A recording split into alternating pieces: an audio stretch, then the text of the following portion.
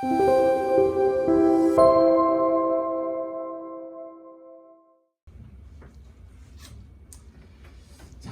그러면 이제 지금까지는 제가 이제 삼성전자 노조가 만약에 파업을 하게 되면 어떤 일이 벌어질 것인가에 대해서 대략적인 한번 스케치를 한번 해봤고요. 실제로 그렇게 될지, 그다음에 그 영향이 크기가 얼마나 될지 사실 잘 모릅니다.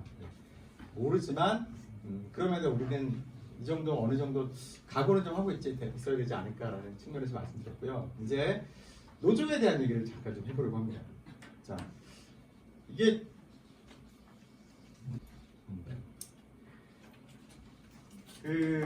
이 보시면요, 미국에서의 노조 가입률이거든요. 미국이라는 나라에 이 민간 부분 가입률이 이제 파란색인데, 파란색 보시면 이렇게 1930년대부터 45년까지 쭉 오르다가, 그리고 55년부터 쭉 내리기 시작해서 지금은 거의 5% 약간 넘는 정도. 그 이제 초록색은 공공 부분, 퍼블릭 섹터의 노조 가입률인데요. 얘는 안 변해요. 거의 뭐 35%를 계속 하고 있습니다. 자, 이게 보면 얘가 이제 여기서부터 쭉 떨어져서 여기까지 왔잖아요. 그 얘기는 무슨 얘기냐면 현재 미국 경제에서 노조의 역할이 별로 없다는 뜻이기도 해요. 자, 그러다 보니까 무슨 현상이 발생했냐면 1980년대부터 여기서부터 쭉 떨어지고 있잖아요. 그래서 이제 한 15% 10% 되는 80년대 90년대부터 경제학자들이 노조에 관련된 연구를 안 하기 시작합니다. 그래서 또 무슨 얘기냐, 노조에 대해서 잘 몰라요. 그래서 노조에 관련된 연구들 별로 안 하고, 그러다 보니까 우리나라의 노조는 옛날에 그냥 뭐 이렇게 파업하고 이렇게 빨간빛 두르고 이렇게 이런 것만 막 떠올리는데, 이제 결국은 노조는 도대체 왜 있는 조직이고 무엇을 하는 조직이며 어떻게 행동할 것인지에 대한 그런 차분한 어떤 얘기는 거의 안 했던 거죠. 그 얘기를 좀 하려고 합니다. 그 미국 노동법제 주요 연표를 보면 그 1932년에 노리스 라과디아 법이라는 게 생기면서 이때는 노조활동 보호를 위한 연방법, 노조 조직화, 쟁의명의 자유화 같이 노조 권리를 확립하는 이런 법안이 발의됩니다. 그리고 35년에는 와그너 액트라 그래서 노조의 단결권을 보장하고 불공정 노동 관행을 금지하고 뭐 이런 법이 이제 확립이 되고, 이렇게 결국은 여기 보시면 아까의 그림 보시면 이렇게 증가했을 때 왜 이렇게 증가했냐? 결국 정부의 어떤 제도적 역할도 굉장히 중요하게 작용을 한 거죠. 그러니까 정부 자체도 친노조 정책을 했던 거예요. 그러니까 이 당시 보면은 어떠냐면 그 1차 세계대전 있고 그다음에 미국 대공황 있고 막 이럴 때였거든요. 그러니까 미국 경제가 되게 안 좋을 때였거든요. 근데 경제를 살리려면 결과적으로는 근로자의 도움이 필요하잖아요. 그래서 친근로자 정책을 폈습니다. 그래서 노조가 이렇게 성장하는데 정부의 역할을 폈습니다. 자, 그러다가 이제 이렇게 쭉 가다가 떨어지는 거 보면 그 1947년에는 테프트 하리프라 그래서 노사관계 재균형, 노조 권력을 제한하고 파업을 제어하는 메커니즘이 들어옵니다. 그래서 결국 어느 순간 보니까 이제 노조의 힘이 너무 세진 거죠. 네, 그래서 이것도 견제 원리를 적용해야 되기 때문에 노조를 제한하는 그런 법이 생기고요. 그 다음에 1959년 이게 사실 그 결정타였어요. 그러니까 왜 이렇게 여기서 쭉 떨어지기 시작하냐? 1955년 이후부터 떨어지기 시작하죠. 그 결정타가 이었습니다. 랜드랑 브리핑법이라 그래서 노조의 투명성을 강화하고 보고 공시해라. 이게 무슨 얘기냐면 노조도 이제 결국 노조원들의 그 회비, 그다음에 정부의 보조금 이런 걸 운영이 될 거잖아요. 이 재정 상황을 투명하게 공개하라는 뜻이었어요. 우리나라 지금 안 하고 있습니다. 근데 이 법이 나오면서 그때부터 노조의 힘이 약해지기 시작했어요. 결국은 노조가 투명성 있게 운영되지 못했다는 반증이기도 할 겁니다. 자, 결국은 제도 변화가 노조 파워와 파업 비용의 동학을 규정한다고 볼 수 있는데, 지금 현재 걱정되는 것이, 지금 이 정부는 어찌 보면 친노동 진보 정권이면서 친노동 정책을 하고 있는 정부이다 보니까 거기에 좀 노조가 휩쓸리는 면도 있지 않나, 그런 우려가 좀 생기긴 합니다. 자, 도대체 그러면은 노조에 가입하는 거는 사실 자유입니다. 근로자가 노조가 있다고 해서 그 회사에 내가 가입할지 말지는 뭐 강제적으로 정하는 건 아니고 내가 정하는 거거든요. 그러면 왜 노조에 가입할까? 노조는 이제 임금 상승을 약속하죠. 네. 그런데 임금 상승을 약속하지만 세상에 공짜는 없듯이 임금이 오르면 그러면 노동 수요는 줄겠죠. 그러면 기업 고용은 줄 수 있습니다. 그러면 혹시 내가 잘릴 수도 있지 않을까? 이런 걱정을 하게 되겠죠. 자, 그러니까 임금 고용 간의 트레이드오프가 있습니다. 그다음에 이제 고용 탄력성은 고용 수요에 노동 수요에 대한 탄력성인데요. 만약에 임금이 조금 오를 때 기업이 노동 수요를 확 줄여버리면 똑같은 얘기죠. 그러면 내가 혹시 여기에서 내 일자리를 잃어버릴 수 있지 않을까라는 생각이 들면 노조가입 안 하려고 할 겁니다. 뿐만 아니라 과연 그 업종의 대체성이라 그래서 또는 이제 뭐 대체 근로를 그 국가에서 노조가 파업했을 경우에 대체 근로를 허용하느냐 하지 않느냐 이런 것들도 분명히 노조 가입에 영향을 줄 겁니다. 만약에 대체 근로를 허용한다 그러면 뭐 노조 파업에 영향이 확 줄 거잖아요. 네, 그때는 그럼 노조의 역할이 별로 없을 거기 때문에 그럼 노조 가입 잘 안 하려고 하겠죠. 자, 그런데 제가 요것만 좀 설명을 드리려고 해요. 그런데 도대체 아까 제가 말씀드린 것처럼 여기서 보면 분명히 임금 고용 트레이드 오프가 있고 그러면 노조는 임금을 올려달라고 할 건데 그러면 노동 수요를 줄일 건데 라는 생각이 들 수 있잖아요. 그런데 그렇지가 않습니다. 왜 그렇지 않냐면 요걸 설명드릴게요. 간단하게만 설명드릴게요. 얘가 이제 경제학에서 얘기하는 노동수요 곡선입니다. 노동수요 곡선은 결국 임금이 높으면 고용을 덜하고 임금이 낮으면 고용을 많이 한다는 뜻이죠. 근데 노조는 뭘 하고 싶냐면 임금도 많이 받고 고용도 많이 하기를 원해요. 왜냐하면 고용을 많이 해야지 노조원들이 많아지잖아요. 노조원들이 많아져야 자기들의 힘이 커질 거니까. 임금도 많이 받기를 원하죠. 근데 둘 다 동시에 되지 않는 걸 알아요. 그래서 얘가 뭐냐면 노조의 무차별 곡선이라고 해서 노조가 자기의 어떤 목표가 있을 건데요. 그 목표 수준을 동일하게 유지시켜주는 임금과 고용의 조합이에요. 그러니까 임금이 높으면 고용은 좀 많을 수가 없고 고용을 좀 많이 하기 위해서는 임금 인상을 좀 포기해야 된다는 걸 알고 있죠. 자, 그런데 노조는 어떻게 되느냐? 얘가 이제 그 노동 수요 곡선이라 그러면 얘하고 노조의 얘를 뭐 무차별 곡선이라고 하는데 아무튼간에 둘이 접하는 점에서 최종 오퍼를 합니다. 기업에게. 그러면 이만큼의 임금을 주세요. 그러니까 이만큼 고용해 주세요라고 얘기합니다. 자, 그러면 노조가 없었다면 아마도 시장 임금은 이 정도였을 거예요. 네. 그리고 고용 수준은 이만큼이었을 겁니다. 근데 노조가 나타나서 이렇게 요구를 하는 거죠. 임금을 올려주세요. 네. 그렇지만 노조도 압니다. 그만큼 고용해 준다는 걸 압니다. 그런데 불구하고 요구를 합니다. 자, 그런데 이렇게 될 경우에 여기 보시면은 얘가 이제 뭐냐면 노동 수요 곡선이 굉장히 이렇게 얘는 우리 경제학적으로는 가파르다고 표현하거든요. 가파르다는 얘기는 노동 수요가 굉장히 비탄력적이라고 얘기합니다. 그러니까 임금이 많이 올라도 고용을 많이 줄일 수가 없는 상황인 거예요. 그럼 이때 노조가 굉장히 힘을 크게 발휘합니다. 자, 이게 언제 가능하냐? 독점 노조일 때 가능한 겁니다. 독점 노조라는 거는 노조가 하나가 있다는 뜻은 아니고요. 그러니까 마치 만약에 기업 입장에서 뭔가 말썽을 일으키는 근로자가 있거나 일을 못하는 근로자가 있어요. 그러면 내일부터 나오지 마세요 라고 쉽게 해고할 수 있으면 노조의 힘은 굉장히 약해질 거예요. 그런데 그렇게 못하잖아요. 한번 정규직이 되면 해고를 할 수가 없잖아요. 그러니까 정규직이 됐다는 얘기는 근로자의 명백한 과실이 없는 한 일방적으로 기업이 고용관계를 끊을 수 없습니다. 그러니까 노조는 그걸 알고 있기 때문에 나 못 자를 거잖아. 그래서 노조는 뭔가 독점력을 주게 됩니다. 그래서 결국 기업이 노조에 끌려가는 이유는 결국은 쉽게 임금을 올려달라고 했을 때 만약에 저 사람을 다른 근로자로 쉽게 대체할 수 있으면 그러면 노조의 힘이 없을 텐데 노조는 그런 정규직이 안에 굉장히 강력한 힘이 있기 때문에 그걸 기업이 할 수 없다는 그런 얘기입니다. 이거는 그냥 복잡한 내용이긴 한데요. 이건 지금 뭘 얘기하려고 하는 거냐면 이 내용을 제가 전부 설명하면 좀 복잡하니까요. 이런 얘기입니다. 이게 노조가 없는 기업이라면 임금이 이만큼이었고 이만큼의 고용이 됐을 건데요. 근데 노조가 생기면 어떤 일이 발생하냐면 얘가 이제 노동수요 곡선이거든요.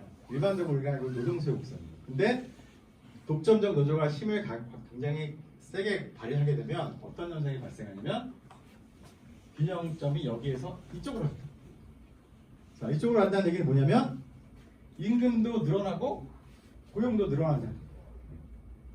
독점적 노조는 그러한 힘이 있습니다. 그러면 얘를 우리가 어떻게 해석하냐면 얘는 원래 요 정도 임금에서는 한 노동수요곡선에 따르면 요 정도니까 고용되면 되거든요. 그런데 엄청나게 많이 고용되고 있잖아요. 지금 과잉 고용이 되고 있는 거예요. 그러니까 결국 노조가 끼치는 사회적으로 끼치는 해악이 뭐냐라고 했을 때 우리가 얘기할 수 있는 거는 과잉 고용이에요. 네, 과잉 고용은 뭐냐면 그냥 쓸데없는 일들을 하는 거예요. 네. 그러니까 그냥 근로자들에게 이런 거죠. 그러니까 나가라고 해야 되는데 나가더라고 못하니까 그냥 책상만 주고 앉아 계세요. 그런 일이 발생할 수 있다. 자, 그러면 사실은 어때야 되냐면 얘는 어떤 얘기냐면